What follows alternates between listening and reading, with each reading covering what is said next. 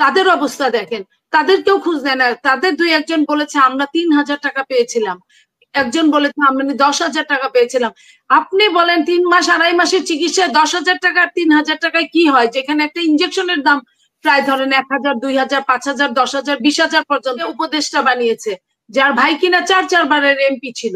তাহলে আপনি বুঝেন, এখান থেকেই বোঝা যায় যে এই সরকার জনগণের জন্য কতটুকু ফলদায়ক, ফলপ্রসূ। এই সরকার তো নিজেকে নিয়েই ব্যস্ত আছে, নিজেকে নিয়েই চিন্তা করছে। এটা হচ্ছে কাজীর গরু, গোয়ালে নাই খাতায় আছে। তারা বলে রাজনীতিবিদরা খারাপ, তো তারা কোথা থেকে এত ভালো মানুষ হয়ে গেল যে মাত্রই কয়েকজন আহত হতে পারে, 2,000, 4,000, 10,000, 5,000, একটা রাষ্ট্রের জন্য এটা কিন্তু মাত্র কয়েকজন। এই মাত্র কয়েকজনকে তারা সুস্থ করতে পারলো না। অথচ আপনি দেখেন 17-18 বছরের বিরোধী রাজনীতিতে বিএনপির কত শত শত হাজার হাজার লোক পঙ্গুত্ব বরণ করেছে, হাজার হাজার লোক রাস্তায় মার খেয়েছে, মারা গিয়েছে, গুম হয়েছে। তারপরে কিন্তু সরকার তো ব্যবস্থা দূরের কথা, সরকারের ভয়ে তারা চিকিৎসা পর্যন্ত হাসপাতালে গিয়ে করতে পারে নাই। সেই মানুষগুলো কিন্তু বেঁচে আছে। বলছে যে বিএনপি এত বড় দল, বিএনপির কাছেও তো আশা করেছে, বিএনপি কেন দেখতে যায়নি? বিএনপি শোনেন, বিএনপি যেটুকু করছে ভেতরে ভেতরে আমাদের নেতা জনাব তারেক রহমান সাহেব অনেককে চিকিৎসার খরচ দিচ্ছে, অনেক নিহতদের পরিবারে। আপনাকে একটা কথা বলি, 1 নাম্বার শহীদ হয়েছে সাইদ, 2 নাম্বার যে শহীদ হয়েছে চট্টগ্রামে তার নাম হচ্ছে ওয়াসিম, সে ছাত্র দলের ছেলে। 3 নাম্বার শহীদ হয়েছে মুগ্ধ। তারা সাইদ আর মুগ্ধর কথা বলে কিন্তু ওয়াসিমের কথা বলে না। এইখানেও বৈষম্য, যারা বৈষম্য বিরোধী হয়ে আসলো তারা নিজেরাই বৈষম্য করে। বিএনপির 1,000 শতাধিক আপনার ছাত্ররা শুধু শহীদ হয়েছে, তাদের তো খোঁজ খবর বিএনপি নিচ্ছে, তাদের খোঁজ খবর কিন্তু তারা সরকার নেয় নাই ওইভাবে। এবং যারা আহত ছাত্র দলের তাদেরও কিন্তু খোঁজ খবর নিচ্ছে, এবং আহতের বাইরেও যারা থাকে 2-1 জনের যে নেয় নাই তা না। কিন্তু সরকার যেভাবে খোঁজ খবর নিতে পারবে, বিএনপি আপনার 18-20 বছর ক্ষমতার বাইরে থাকা একটা দল, তাদের চাল নাই চুলো নাই অনেকেরই, তো সেইখান থেকে ওইভাবে নিতে পারে না সরকার যেভাবে নিতে পারে। সরকার কি সেইভাবে নিয়েছে?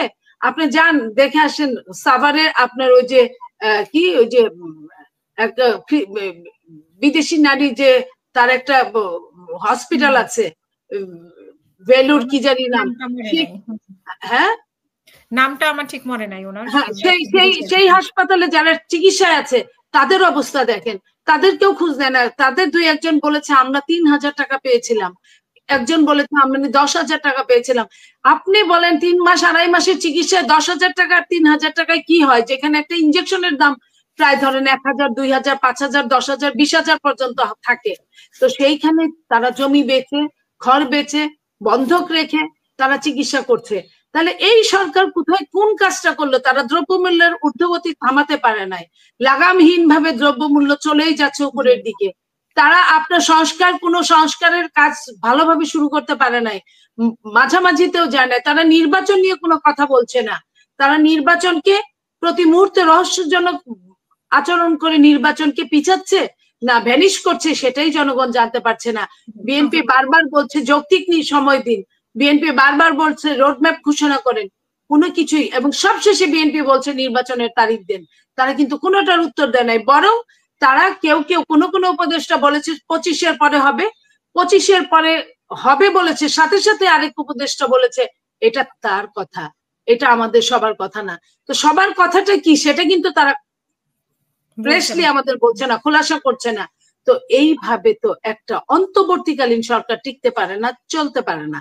সেটা চলার জন্য যেটুকু দরকার, আপনি যে কথাটা বললেন 2 জন, যে 3 জনের 2 জন নিয়ে চরম ভাবে উপদেষ্টা নিয়ে সমালোচনা হচ্ছে, সেই সমালোচনায় সরকার কি দেখে বুঝে জেনে শুনে দিল? আওয়ামী লীগের হালুয়া রুটির ভাগদারিকে আপনার উপদেষ্টা বানালো 2 জনকে।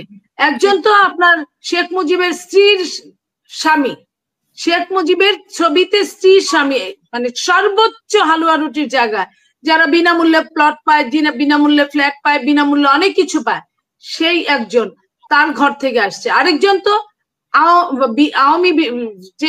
আওয়ামী লীগের বিরুদ্ধে যে মামলাগুলো হয়েছে সেই মামলাগুলোর আসামি, মার্ডার কেসের আসামিকে উপদেষ্টা বানিয়েছে, যার ভাই কিনা 4 বারের এমপি ছিল।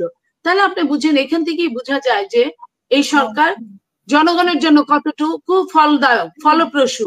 এই সরকার তো নিজেকে নিয়েই ব্যস্ত আছে, নিজেকে নিয়েই চিন্তা করছে।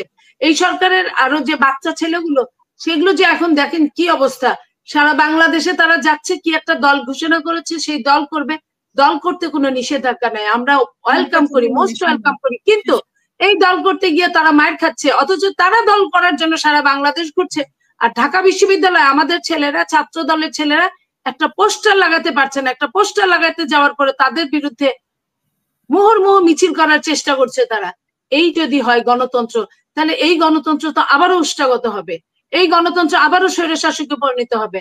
আমরা কিন্তু স্বৈরশাসক চাই না বলে বিএনপি মাঠে না থাকলে মাত্র গুটি কয় ছাত্ররা কি এই দেশ স্বাধীন করতে পারতো?